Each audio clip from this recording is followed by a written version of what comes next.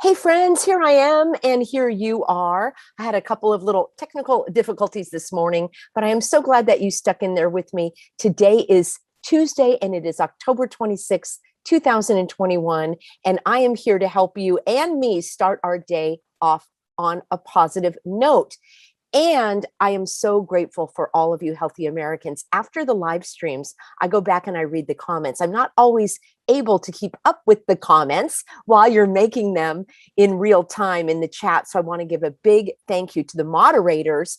And I know that they're pretty strict with their standards because I've asked them to keep the stream flowing and to keep it focused on our topics at hand. For those of you that are coming to the Healthy American Peggy Hall for help with your rights and the laws that protect those rights, tune in at 3 p.m. today. In fact, it's Monday through Thursday. Today, we are talking about the second hurdle that you have to jump through, the hoop that you have to jump through regarding your religious exemption. So let's talk about how to deal with anger. And first, I would like to address Mama Lula had a question from our last couple of live streams. And she said, Peggy, I don't know how I can feel positive when I see little kids in the scam. And I completely agree with you.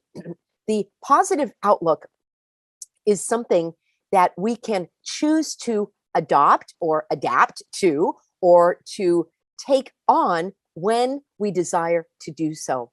There are times when we want to feel angry, and it is righteous anger, and that is one of those times.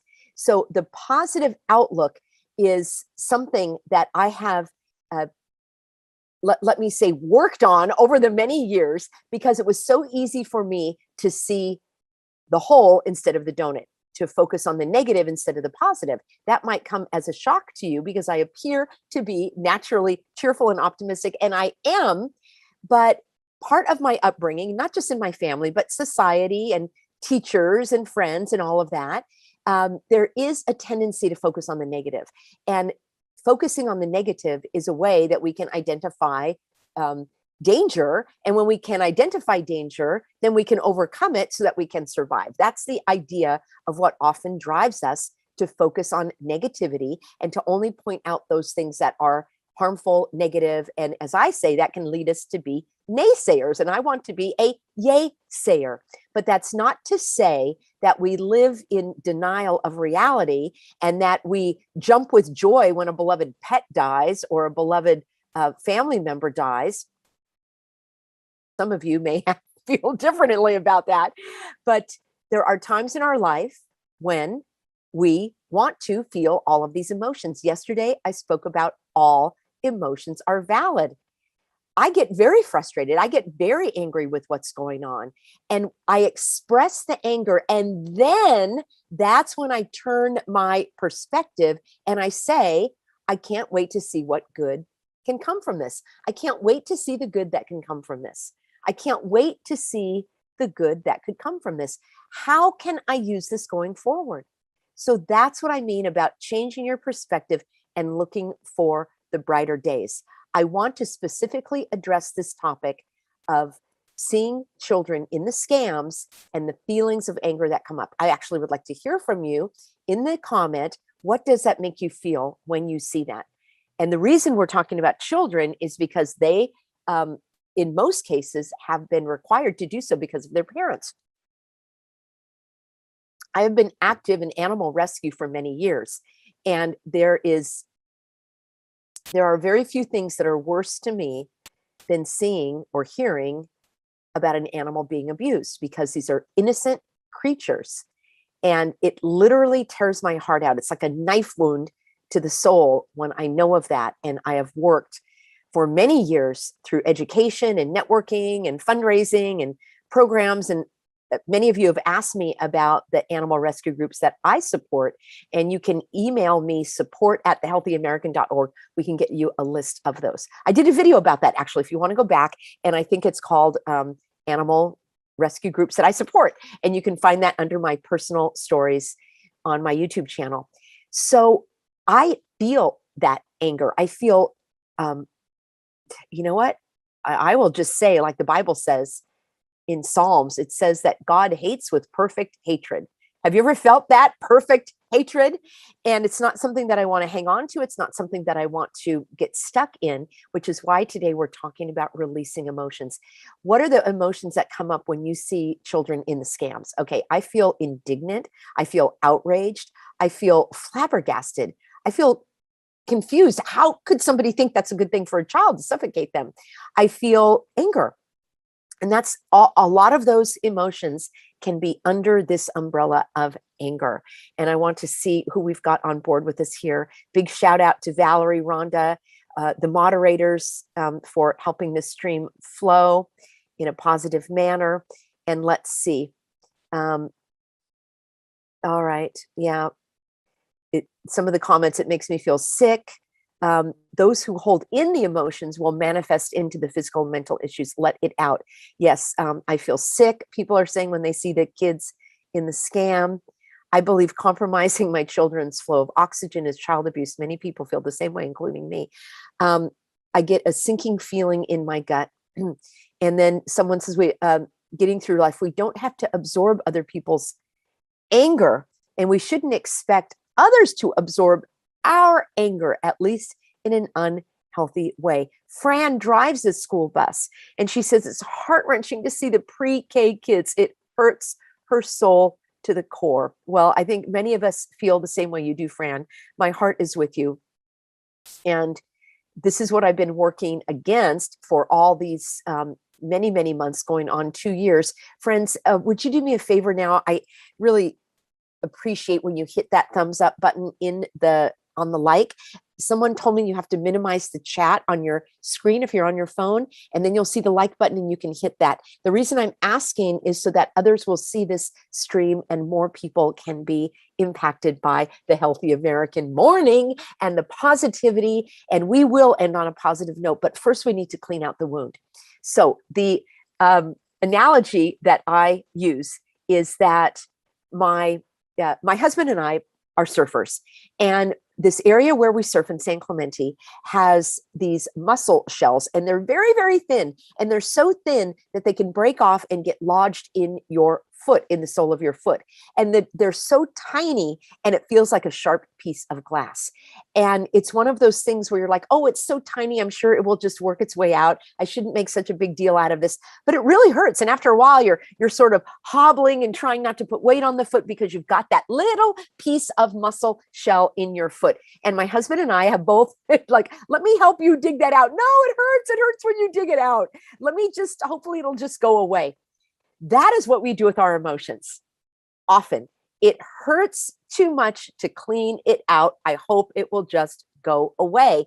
But after you clean it out, even though it can be painful to face these painful realities in our life, when we clear out the wounds, when we clean out the wounds, that's when the wounds can begin to heal. So what we're going to talk about is how to release and express and process anger. Tomorrow, we're going to talk about sadness. And the following day, we are going to talk about regret.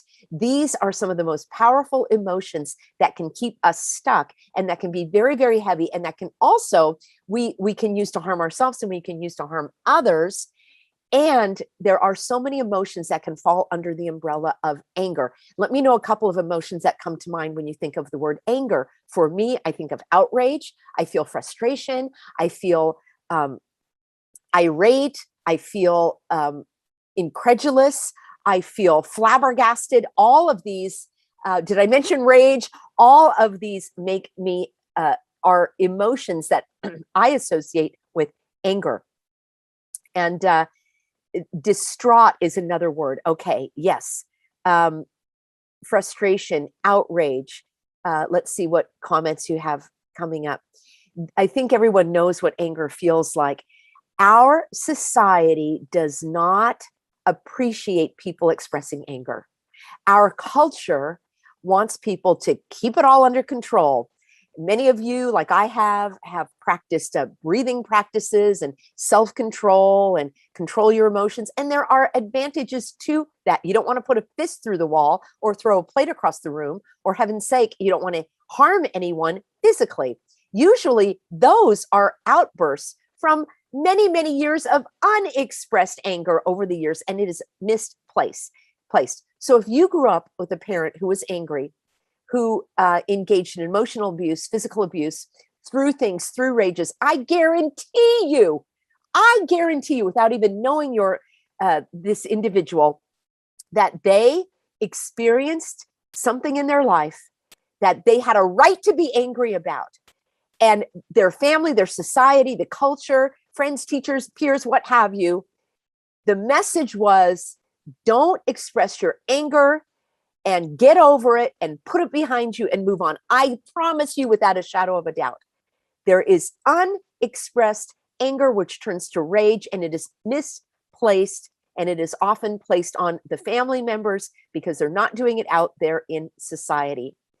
I guarantee you, that's why it's important for you to work through the anger so that it does not build up, and then it's misplaced onto others. What about road rage? What about cutting people off? What about accelerating? What about I'm trying to change lanes and you're going just at the right speed that I can't go in front of you or behind you? Or I've got my signal on to make a right turn, and you're behind me and you zoom around and then in front of me and then make a right turn. I mean, these are actions of people that have emotional problems, and these are problems that can be solved. And that's what I'm here to talk to you about today. Number one is to acknowledge the anger, to be aware of it. I'm feeling angry. Right now you can hear my voice is rising. I'm getting louder in my tone of voice. There might be blood flushing to my face. I might be making a fist, clenching my teeth. There is a physical reaction to anger. The blood pressure rises. The heart rate might start to increase. There are physical things that we can feel when we know that we're feeling angry. Many of you said that I'm feeling it in my soul. I'm feeling that distraught in my soul. Distraught to me does feel like a mixture of anger and sadness. And we'll be talking about sadness as well tomorrow. And the emotions can be all mixed in. You feel sad when you see that child in the scam because it's heartbreaking. You feel angry. So let's focus on expressing anger appropriately. In my experience, there are four things really that have helped me deal with my anger. And maybe 5 things. So number one is to acknowledge it. Hey, I'm feeling angry. And what is anger? Anger is an emotional response to injustice. I hope someone will put that in a comment.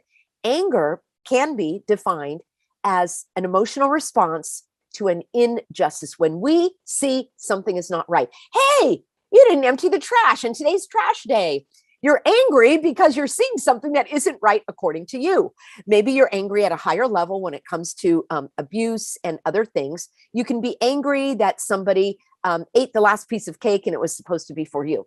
So we have anger at all different levels. But basically, and if you have another definition, I would love to hear it. For me, anger is the emotion that I feel when I experience or notice or am aware of an injustice, something that I view as wrong, and I want it to be a different way.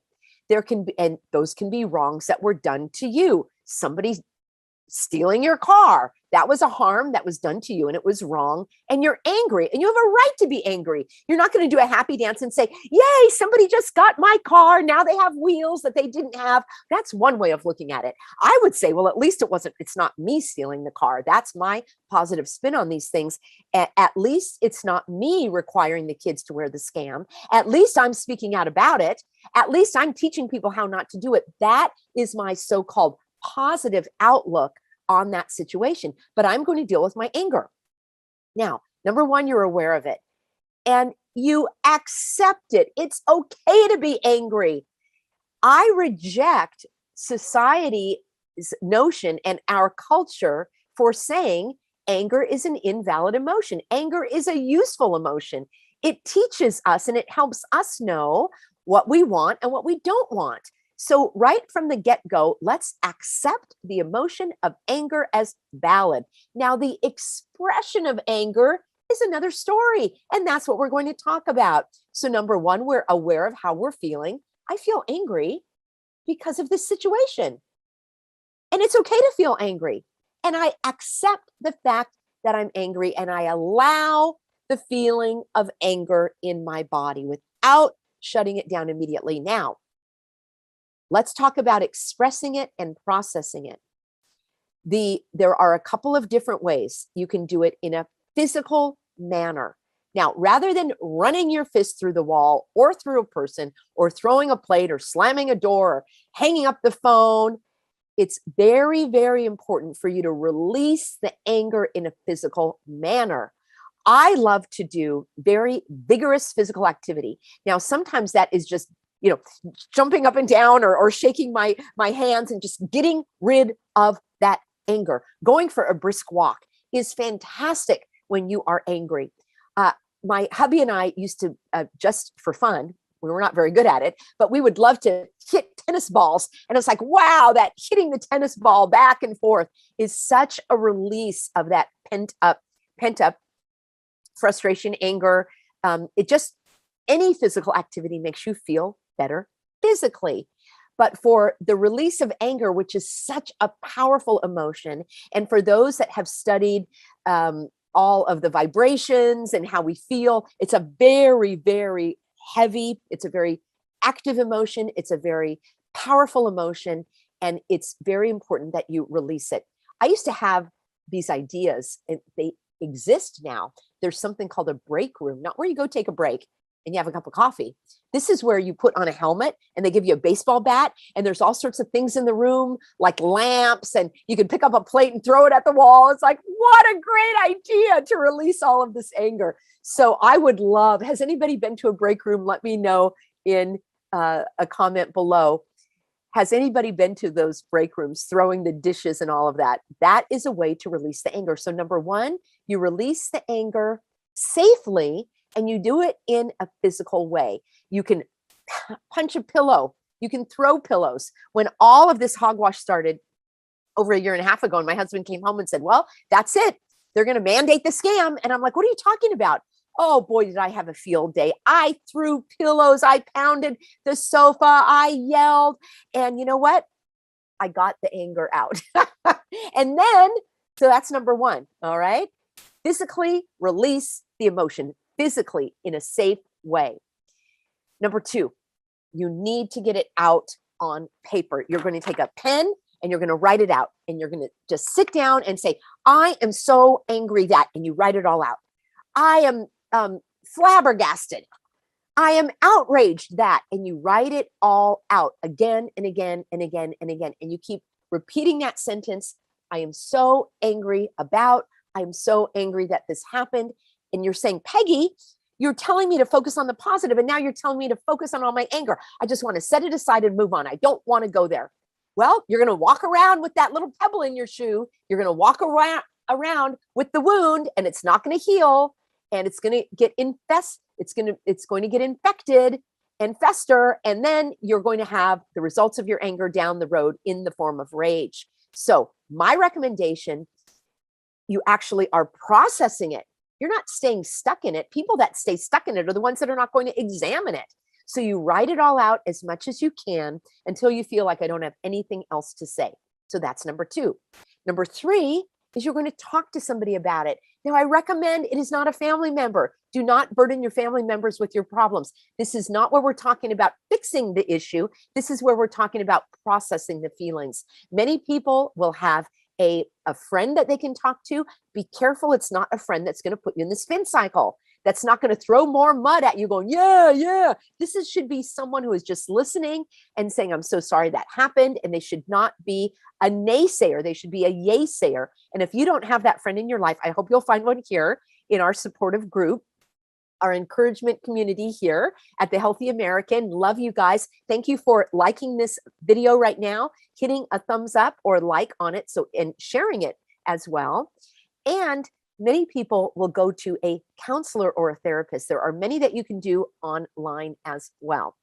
And those of you that are asking questions about religious exemptions, come back at 3 o'clock or go to support at thehealthyamerican.org. So today we are talking all about how to deal with those emotions. So number one, you're aware of it. Number two, and you allow it, you accept it. Number two, you express it physically, get it out of your body. Number 3, you're going to write out all about it. Number 4, you are going to talk about it with someone who is not going to put you in the spin cycle and pull your ankles underwater. They're going to be a caring ear and say, gosh, I'm sorry that happened. You know, let it all out. I'm here to listen. And number 5 is the most important, in my opinion. Now, what do you do with that going forward? Now that we've expressed and processed all of that, cleared out the wound, cleaned out the wound, now you can bandage it. Now you can fix it. That is what I have for you for my free gift over at peggyhall.tv. And that is how to heal broken relationships. So if you are dealing with these feelings of anger and you've got a family member and there's a rift between you, maybe even a grudge, we talk about exactly how to do that. When it comes to people that you don't have a relationship with, these kids, now you've gone through it. You've acknowledged it. Wow, this really bothers me. I'm so angry when I see this. And you know what? It's okay to be angry. And I deserve to be angry. And this deserves to be something to be angry about. And I'm going to allow it and accept it. Then I'm going to get physical about it. And maybe I'm going to take a brisk walk as I'm praying for their salvation, that they will turn to God and they'll turn to faith instead of fear, and they'll stop living in fear, because that's what they're doing. They're living in fear.